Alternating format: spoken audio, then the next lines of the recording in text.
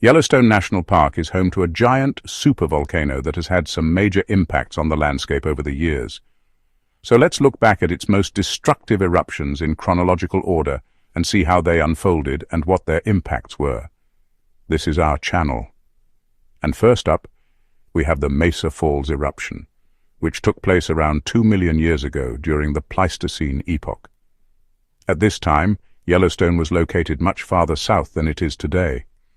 The eruption began with the collapse of a magma chamber that caused the ground to sink and form what is now known as the Mesa Falls caldera.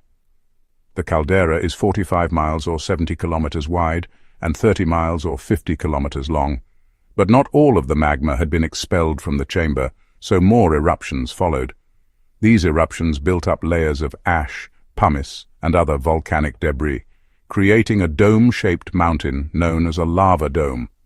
Over time, these eruptions produced the Absaroka volcanic supergroup, a series of overlapping lava flows that cover an area of more than 1,000 square miles or 2,590 square kilometers. The total volume of material erupted during the Mesa Falls event was around 250 cubic miles or 1,024 cubic kilometers. This massive eruption had a significant impact on the surrounding environment, causing widespread destruction and leaving behind a landscape that would later become part of Yellowstone National Park. Next up, we have the Huckleberry Ridge eruption, which occurred about 2.1 million years ago during the Pliocene epoch. It's considered to be one of the 3 largest eruptions in Earth's history. The eruption began with a buildup of pressure beneath the surface of the Earth's crust, which eventually caused the overlying rock to fracture and explode. The initial blast was so powerful that it created a massive caldera, which is now known as the Huckleberry Ridge caldera. The caldera is 43 miles or 70 kilometers in diameter and is the second largest of any known eruption. During the early stages of the eruption, there was a release of sulfur dioxide gas, which formed a layer of sulfuric acid in the atmosphere. This layer reflected sunlight and cooled the planet for several years. However, as the eruption continued, more carbon dioxide was released into the atmosphere, leading to a gradual warming of the planet. The total volume of material erupted during the Huckleberry Ridge eruption is estimated to be around 2,500 cubic miles or 10,000 cubic kilometers. This is about 10 times the amount of material erupted during the 1980 eruption of Mount St. Helens. The eruption had a profound impact on the surrounding environment, causing widespread devastation and leaving behind a landscape that would later become part of Yellowstone National Park. It also had far-reaching effects on the global climate and geology. Moving on, we have the Lava Creek eruption, which occurred about 1.3 million years ago during the Pleistocene epoch. This eruption was the most violent of the 3 major events that formed the Yellowstone caldera. The eruption began with a buildup of pressure beneath the surface of the Earth's crust, which eventually caused the overlying rock to fracture and explode. The initial blast was so powerful that it created a massive caldera, which is now known as the Lava Creek caldera. The caldera is 45 miles or 70 kilometers in diameter and is the 3rd largest of any known eruption. During the eruption, large volumes of ash, pumice, and other volcanic debris were ejected into the atmosphere. These materials spread over a vast area, blanketing the surrounding landscape and even reaching as far away as the Gulf of Mexico. As the eruption continued, lava flows poured out of the caldera, creating a series of overlapping lava flows that eventually covered an area of more than 1,000 square miles or 2,590 square kilometers. The total volume of material erupted during the Lava Creek eruption is estimated to be around 6,000 cubic miles or 25,000 cubic kilometers. This is about 40 times the amount of material erupted during the 1980 eruption of Mount St. Helens. The eruption had a profound impact on the surrounding environment, causing widespread devastation and leaving behind a landscape that would later become part of Yellowstone National Park. It also had far-reaching effects on the global climate and geology.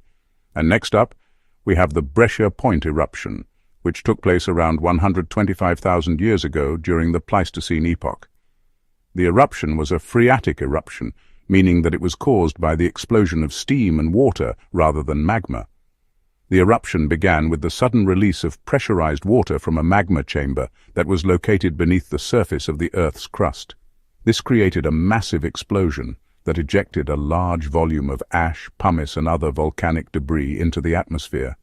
The eruption column reached a height of 12 miles or 20 kilometers, and the ash cloud spread over an area of more than 100,000 square miles, or 259,000 square kilometers. As the ash cloud rose into the atmosphere, it reflected sunlight and cooled the planet for several years. But as the eruption continued, more carbon dioxide was released into the atmosphere, leading to a gradual warming of the planet. Pyroclastic flows and lahars, which are volcanic mud flows, raced down the slopes of nearby mountains, destroying everything in their path. The total volume of material erupted during the Breccia Point eruption is estimated to be around 1,000 cubic miles, or 4,200 cubic kilometers. This is about 4 times the amount of material erupted during the 1980 eruption of Mount St. Helens. The eruption had a profound impact on the surrounding environment, causing widespread devastation and leaving behind a landscape that would later become part of Yellowstone National Park. It also had far-reaching effects on the global climate and geology. Finally, we have the most recent eruption at Yellowstone, which occurred around 70,000 years ago during the Pleistocene epoch. It was the most recent event in a series of volcanic eruptions that have shaped the Yellowstone caldera over the past 2.1 million years. The eruption was a phreatomagmatic eruption, meaning that it was caused by the interaction between magma and water. The eruption began with the intrusion of magma into a body of water which generated a massive explosion that ejected a large volume of ash, pumice, and other volcanic debris into the atmosphere. The eruption column reached a height of 15 miles or 24 kilometers, and the ash cloud spread over an area of more than 200,000 square miles, or 518,000 square kilometers. The eruption also produced pyroclastic flows and lahars, which raced down the slopes of nearby mountains, destroying everything in their path. The total volume of material erupted during the eruption is estimated to be around 320 cubic miles, or 1,325 cubic kilometers. This is about 10 times the amount of material erupted during the 1980 eruption of Mount St. Helens. The eruption had a profound impact on the surrounding environment, causing widespread devastation and leaving behind a landscape that would later become part of Yellowstone National Park. It also had far-reaching effects on the global climate and geology. And that's just it for the most destructive eruptions in Yellowstone's history. Each of these eruptions was unique in its cause, size, and impact, but together they have shaped the landscape and geology of Yellowstone National Park. What do you think was the most fascinating fact about Yellowstone's eruptions? Let us know in the comment section below. And don't forget to subscribe for more videos like this. See you next time.